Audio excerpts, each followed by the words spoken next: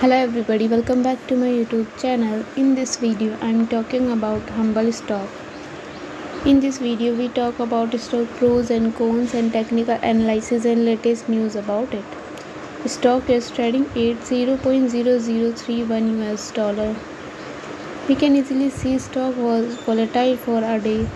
The volume of stock was recently not all-time high, so the fundamental stock is much pretty better than other penny stock.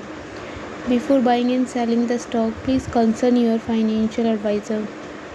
Today's video is done. Thanks for watching. Please subscribe my YouTube channel and like the video and also comment all related queries.